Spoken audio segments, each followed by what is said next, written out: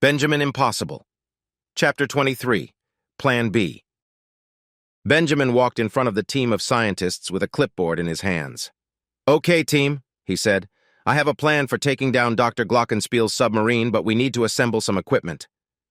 The boy looked around at the crowd of scientists, every one of them several decades older than himself. He turned to his mother and held up his can of air-compressed cheese. "Mom, do you have a way to aerate food like my can of Cheese Whiz here? I need a way to make a lot of foam or meringue. It doesn't have to be edible. We just need a lot of it, and it needs to be able to solidify." Mama Impossible thought about this. "I suppose I could build a tool to aerate sugar, or maybe even some silicone polyurethane if you don't want to eat it. I already do something like that when I make my own whipped cream and my homemade marshmallows." Benjamin looked over at his father. "Dad, if I could get past the marble minefield, do you think you could calculate an orbital trajectory that would intercept Dr. Glockenspiel's submarine? I need an orbit that keeps me out of his sight until the last minute.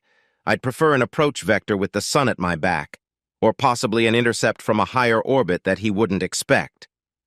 Papa Impossible huddled with the scientists, and several pulled out calculators.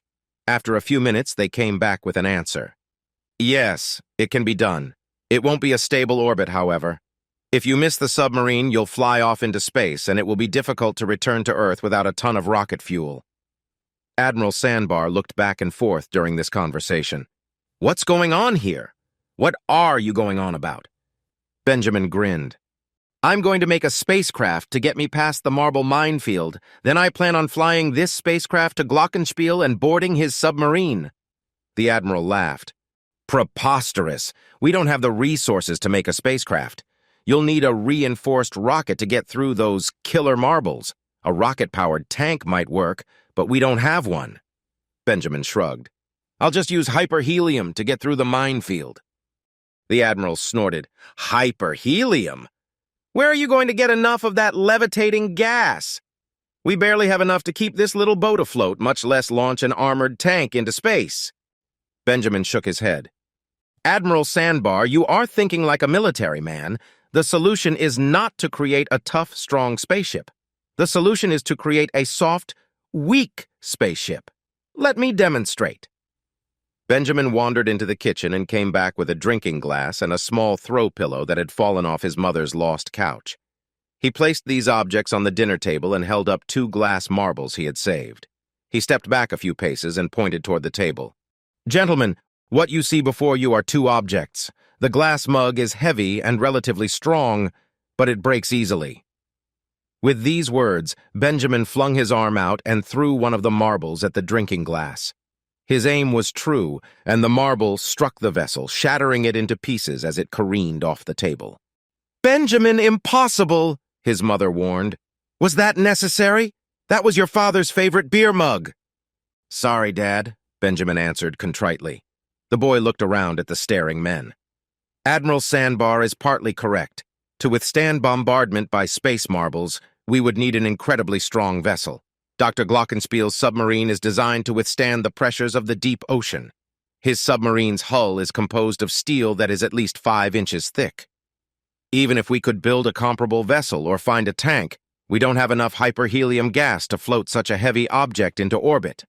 Benjamin pointed at the small pillow. "This soft pillow, however, is a different story." Quick as a flash, he threw the second marble as hard as he could. The marble hit the pillow, stopped, then rolled away. The pillow looked unharmed and hadn't moved from its starting position. This pillow, though soft, was able to stop the same projectile with ease. The pillow also weighs less than that glass did. Lemon-Time scratched his head. "You want to make a spaceship out of pillows?" Benjamin shook his head. "No, Captain. I want to make a spaceship that looks like a giant marshmallow. Instead of hard walls, it will consist of soft foam." He pointed to his mother. "Mom can make the soft walls of the ship by creating closed-cell foam.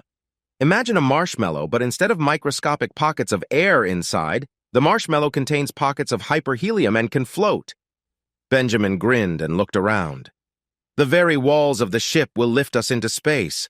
The soft walls will also act as a pillow to slow any marble bullets from hurting the occupants inside." A scientist raised his hand. "But what about life support? temperature regulation, and solar radiation. Benjamin grinned. Not a problem. Lemon-Time and I still have our A-12 EVA hard suits. They are like self-contained spaceships. We'll just sit inside the marshmallow, protected by our spacesuits. Sandbar looked at the boy as if he had gone crazy. This idea is preposterous. You propose riding a floating marshmallow into space? Even if you can get past the minefield, how can you possibly hope to board Glockenspiel's ship and take it over? If you have a better plan, I'd like to hear it. Yes, Sandbar cried out. I have a much better plan. We lie low, wire up a short-range radio system, and try to contact the military. I'm sure we can come up with a better solution than this. It may take a few months, but surely the military can armor up an ICBM missile capable of taking out that submarine. Mama Impossible crossed her arms and looked at the Admiral in disapproval. Months, Admiral? You've already witnessed the destruction Glockenspiel is capable of dishing out. What if he decides to lob more rocks down on Earth? What if your missile plan doesn't work, and he decides to retaliate and destroy a city? Besides, my baby is trapped on that submarine. Mama Impossible stood next to her oldest son. My little Benjamin is a genius, Admiral Sandbar. If he thinks he can get into space, disarm Dr. Glockenspiel, and get baby Charlie back, then I believe he can do it. I stand by him 100%. The Admiral scowled.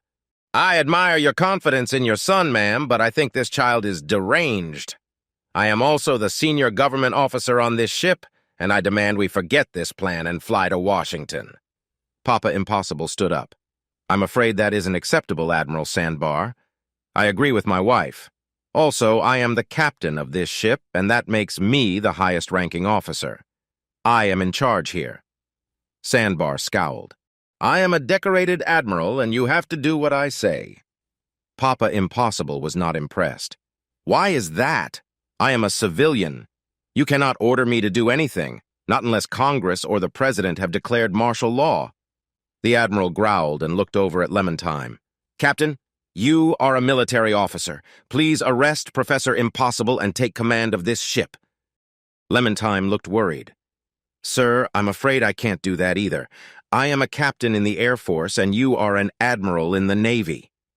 I don't fall under your chain of command, sir. Captain Lemon-Time walked over and stood next to Benjamin. Sir, while I find Benjamin Impossible an aggravating young man, I also believe in his abilities. This may be our only chance to beat Glockenspiel and save the lives of the civilians we swore to protect. Admiral Sandbar threw up his hands. You are all a bunch of idiots. If you like, Papa Impossible said, I can drop you off on the ground. Perhaps you can track down the military yourself and arrange something. They all looked over the edge of the ship. Below, they could see the town of Cape Canaveral. The city seemed to be a mess. The meteor strike and television announcements had spooked the entire town. Half of the population was stuck in a traffic jam as they tried to escape the area.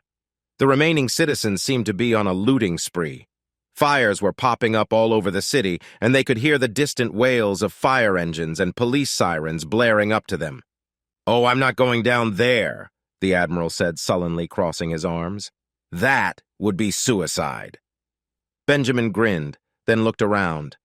Now that we have that settled, we need to get to work.